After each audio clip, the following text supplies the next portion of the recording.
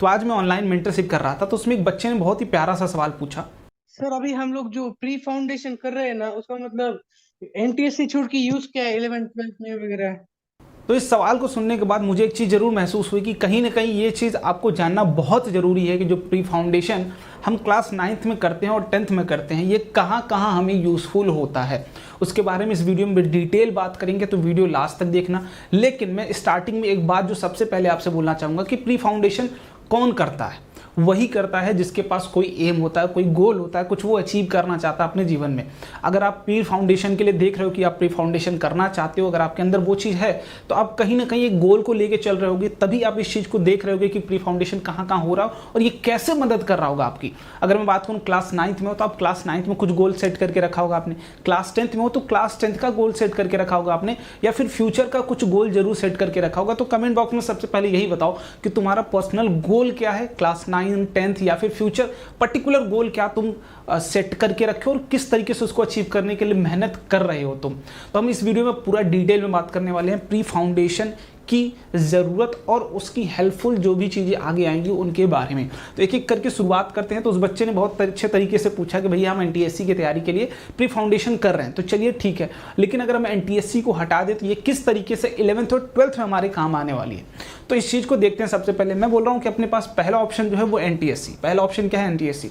मैं अभी के लिए क्या मान ले रहा हूँ कि मैं एनटीएससी को साइड में रख दे रहा हूँ, काट के रख दे रहा हूँ, उसकी अभी कोई बात नहीं कर रहे हैं। मान लीजिए आप 9 10th में हो और एनटीएससी की तैयारी नहीं कर रहे हैं, तो क्यों आपको प्री फाउंडेशन तब भी करना चाहिए।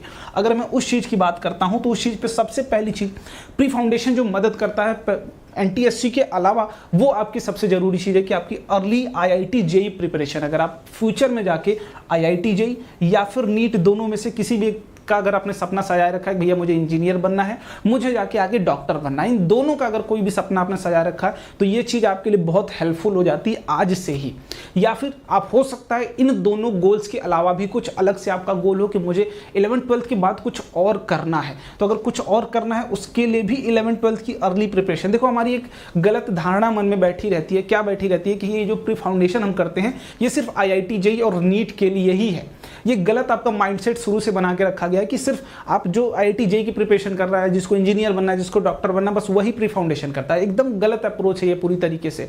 अगर मैं बात करूं कि हम प्री फाउंडेशन कर रहे हैं, तो आप बेसिकली आईआईटी जेई या नीट की तैयारी ना करके सिर्फ आप 11th और 12th को मजबूत कर रहे हो। अगर सबसे मैं जरूरी बात बोलूं तो आप सिर्फ अपने 11th और 12th को स्ट्रॉन्ग कर रहे हो। देखो होता क्या है कि जब हम क्लास 9th में होते हैं, क्लास 10th में होते हैं, तो हमें अभी तक जो आदत होती है, ये आदत होती है कि हम चीज़ों को रट के आगे बढ़ते हुए आए होते हैं।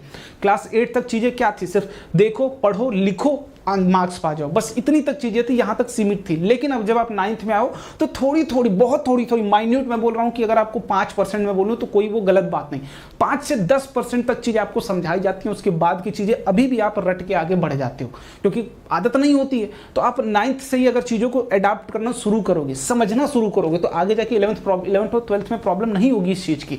अगर मैं बात करूं क्लास 9th के लिए, जो भी बच्चे अपने तरीके से देखना चाहते हैं कि मैं प्री फाउंडेशन कर रहा हूं, या फिर अपने आप को देखो कि आप बोर्ड से, दो तरीके के बच्चे होंगे अभी इस तरीके के, पहले तुम भी कमेंट करके बताना कि नॉर्मली किस तरीके को, तुम सिर्फ बोर्ड्स की स्कूल प्लस एक बोर्ड की तैयारी कर रहे हो या फिर तुम कहीं से प्री फाउंडेशन कर रहे हो।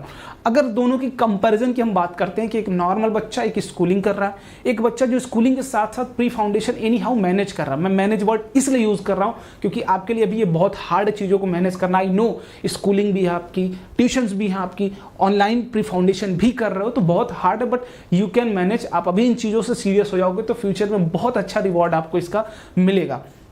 अगर हम क्लास 9th की बात करते हैं, ये क्लास 9th में सबसे पहले कैसे मदद करेगा उसकी बात कर रहे हैं। तो सबसे पहली चीज गुड इन एकेडमिक्स। भैया वो बॉस बना बैठा होगा जो बंदा क्लास 9th में प्री फाउंडेशन कर रहा होगा।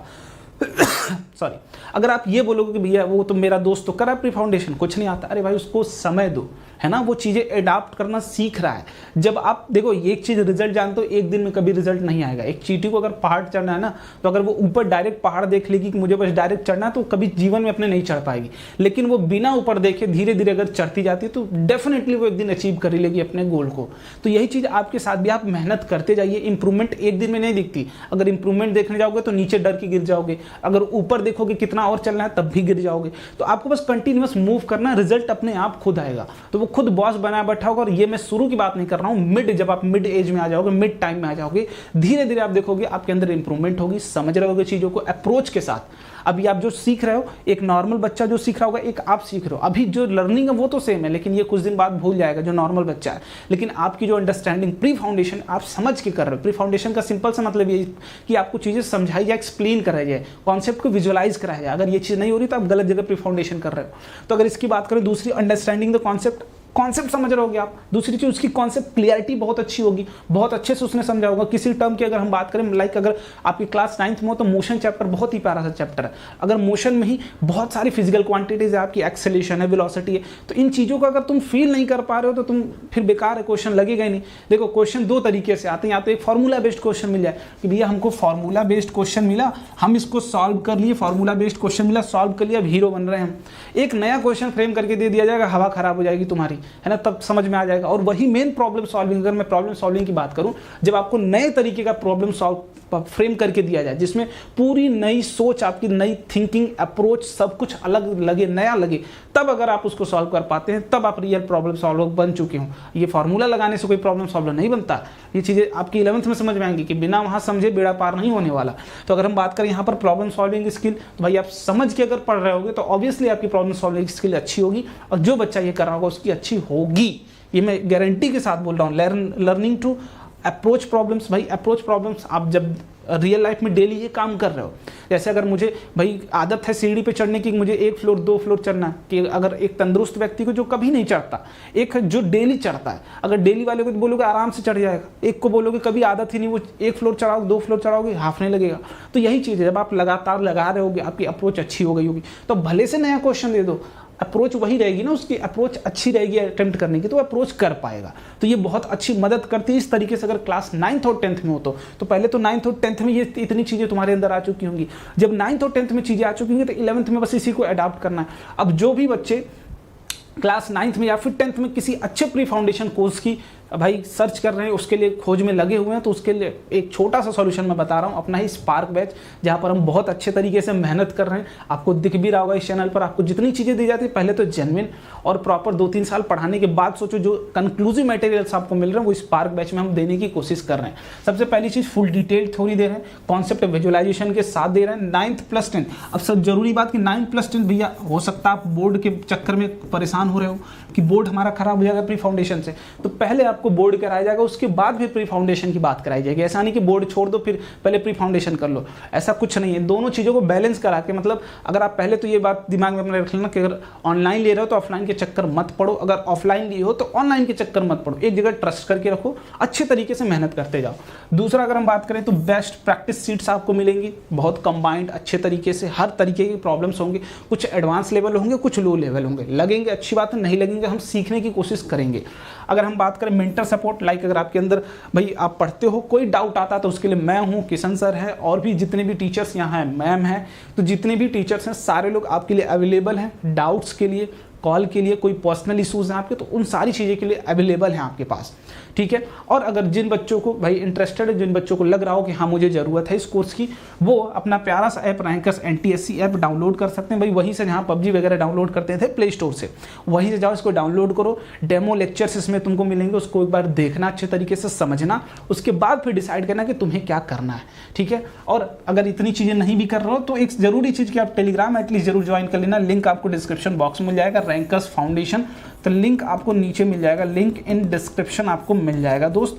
वहाँ से जाइए, फटाफट से इसको ज्वाइन करिए, और जितनी भी फ्री सुविधाएं, एटलीस्ट जितनी भी चीज़ें हम फ्री आपको प्रोवाइड कर रहे हैं उनका तो फ़ायदा उठा ही लो एटलीस्ट, ठीक है। चलो आगे बात करते हैं भाई। अब अगर हम बात करते हैं अब केस सिनेरियो की, कि क्या होता है नॉर्मल स्टूडेंट के साथ। जैसे हम 9th और 10th की बात करें, सिंपल सा आपको यहाँ पे तालाब दिख रहा होगा, यहाँ पे नीचे देखो 11th और 12th, यहाँ पे पूरा का पूरा समुंदर दिख रहा होगा। देखो 9th और 10th में क्या होता है, हम सिर्फ चीज़ों को थोड़ी बहुत क्लियरिटी होती है, या फिर हम कोई भी अगर न्यूमेरिकल लगा रहे हैं तो वो सिर्फ फार्मूला बेस्ड होता है। देखो होता क्या है, हम स्टार्टिंग से करते क्या आते हैं, थोड़ी बहुत क्लियरिटी होती है, थोड़ी बहुत, मैंने बोली थी 5 से 10%, थोड़ी बहुत क्लियरिटी, उसके बाद क्या है 2-4 फार्मूला अप्लाई किया, न्यूमेरिकल बना लिया, हीरो बन रहे हैं 9th 10th में। तो तुम अभी तालाब वाले हिस्से में हो। कहाँ हो? तालाब वाले में। जब तुम 11th में जाओगे तुम्हें चीज़ें डिराइव करनी पड़ेंगी, हर चीज़ प्रूव करना पड़ेगा। एक बहुत वास्ट, अचानक से आप जैसे जाओगे ना, बहुत ऐसे जा रहे हो, अचानक से ऐसे हो जाओ, मतलब बहुत ज़्यादा एरिया मिल जाए तो तुम परेशान हो जाओगे, समझ में नहीं आएगा। तो पहले तो तुम अपने आप को मैनेज ही नहीं कर पाओगे। जैसे अगर समंदर तालाब में हो, तालाब की गहराई तुमको पता थी कि भाई 2 फीट 3 फीट थी, आराम से मस्त घूम रहे हो, अब अचानक उतर गए तुम समंदर में, गहराई का पता ही नहीं, भाई तुम डूब नहीं जाओगे तो क्या होगा। और यही एक्चुअली होता है सबके साथ, मेरे साथ भी हुआ था। जो भी जनरल स्टूडेंट स्कूलिंग करके आता है, नॉर्मली स्कूलिंग, 11th में यही काम होता है, क्योंकि 11th में रटने से बेड़ा पार नहीं होने वाला। जब तक आप समझोगे नहीं, एक अच्छे स्कोर की तरफ नहीं जाओगे। और मैंने पहले भी बोला कि टारगेट अगर आपका अच्छा होगा तभी ये चीज़ हेल्प होगा, नहीं तो 60% तो वैसे भी पा ही जाओगे तुम। तो 60% वाले तो आई डोंट थिंक हो, है ना, हो तो नहीं तुम 60% वाले, अगर हो तो तुम पा जाओगे उतना, उसके लिए फिर परेशान नहीं होना है तुम्हें। तो जो भी बच्चे क्लास 9 से भाई आओगे समंदर में, पूरी की पूरी कहानी बदल जाती है। आप कॉप अप नहीं कर पाओगे, चीज़ों के साथ मैनेजमेंट अपना नहीं रख पाओगे। पॉइंट से सी डायरेक्ट इतना डिफरेंस मैं बोल रहा हूँ तो 100% गारंटी के साथ बोल रहा हूँ। सिलेबस वास्ट हो जाएगा, सिलेबस वास्ट हो जाएगा, सिलेबस के साथ साथ सिलेबस वास्ट हो जाएगा। उसके बाद अंडरस्टैंडिंग चेंज हो जाएगी आपकी, और जितने भी न्यूमेरिकल्स आएंगे हार्ड लेवल के आएंगे, हार्ड लेवल के। तो ये सारी चीज़ें धीरे धीरे आपके पास आपको बैलेंस नहीं करने देती हैं, आपको खड़ा ही नहीं होने देंगे, आप डूब ही जाओगे। तो इस चीज़ को देखो कैसे तरीके से हम मैनेज करेंगे। क्यों हमारी प्री फाउंडेशन अभी से ज़रूरी है, 9th 10th से क्यों जरूरी है उस चीज़ के लिए, क्योंकि हमारी कॉन्सेप्ट बिल्डिंग अप्रोच बहुत अच्छी हो जाती है 9th 10th से। जब अर्ली एज में ये चीज़ें हो जाएंगी तो 11th में कोई समस्या नहीं होगी, कोई भी कॉन्सेप्ट आपको बताया जाएगा अच्छे से आप समझ पाओगे, क्योंकि वो उसकी फील जो होगी, जो कॉन्सेप्ट की फील होगी वो आपने 9th 10th में ही ले रखी थी। अगर हम बात करें तो हमें पता है सिंपल सा कि 9th पूरा रिलेटेड होता है 11th से। अगर हम 10th की बात करें तो 10th is totally related with 12th। तो जो 11th के कॉन्सेप्ट की फीलिंग है वो हम 9th में पा जाते हैं, और जो 12th की फीलिंग है वो पूरी की पूरी लगभग हम 10th में पा जाते हैं। तो जब हमें एक फीलिंग्स पहले से होती है कि ये चीज़ हमें पढ़नी है और कॉन्सेप्ट हमने बहुत अच्छे तरीके से सीख रखा है, तो फिर हमें कभी प्रॉब्लम होने ही नहीं वाली। इसके बाद प्रॉब्लम सॉल्विंग एबिलिटी धीरे धीरे आप प्री फाउंडेशन में सीख जाओगे, अच्छे लेवल के प्रॉब्लम्स करोगे। आप अगर देखोगे स्पार्क बैच में मैं बहुत अच्छे लेवल के प्रॉब्लम्स करा देता हूँ, टेंशन वगैरह, टेंशन इन स्ट्रिंग जो कि 11th में आपको कराए जाते हैं, तो आप आसानी से उसको अप्रोच कर पाओगे। इस तरीके से will be boss of class 9th में हो तो भाई रहोगे ही, और 11th 12th में भी रहोगे, क्योंकि आपके अंदर पहले से वो एबिलिटी है। अगर आप देखो ध्यान से, मैं बोल रहा हूँ कि यहाँ से ये आपकी किसी का भाई डेस्टिनेशन है, ये स्टार्टिंग पॉइंट है। तो अगर 11th का जो स्कूलिंग वाला बच्चा है ना वो यहाँ रहेगा, लेकिन जब आप प्री फाउंडेशन करके पहुँचोगे ना तो आप यहाँ हो, मतलब पहले से ही इतना आगे हो। वो अपना दिमाग घिसेगा, फ्रस्ट्रेशन लेवल को झेलेगा, बहुत सारी चीज़ें करेगा, तब वो जाके यहाँ पहुँचेगा, लेकिन आप पहले से यहाँ रहोगे। बस आपको थोड़ी सी दूरी चलोगे और अच्छे तरीके से 11th को पार कर जाओगे, बहुत अच्छे तरीके से। इसके बाद able to understand the problem situation, जब नए नए प्रॉब्लम्स आपको मिलेंगे, नए नए सिचुएशंस क्रिएट करके दिए जाएंगे, तो आप उसको समझ पाओगे, समझ करके फिर उसको अप्रोच कर पाओगे। तो ये एबिलिटी आपकी 9th और 10th में ही डेवलप हो जाती है, जब आप प्री फाउंडेशन लेकिन अच्छे से करते हो, ऑनेस्टली करते हो, ना सिर्फ दिखावे के लिए कि हम भौकाल बना रहे हैं स्कूल में कि हम बहुत चीज़ें करते हैं। तो अब जो कॉमनली बच्चा फेस करता है 9th और 10th, अगर स्कूलिंग नॉर्मली करके गया है बच्चा 11th 12th में, तो क्या चीज़ें फेस करता है उसकी थोड़ी सी चर्चा करते हैं। भैया वो कॉप अप ही नहीं कर पाता, इतनी चीज़ें वास्ट हो जाती हैं कि वो कॉप अप ही नहीं कर पाता, सिलेबस के साथ, कॉन्सेप्ट्स के साथ, टीचर के साथ, स्कूल के साथ।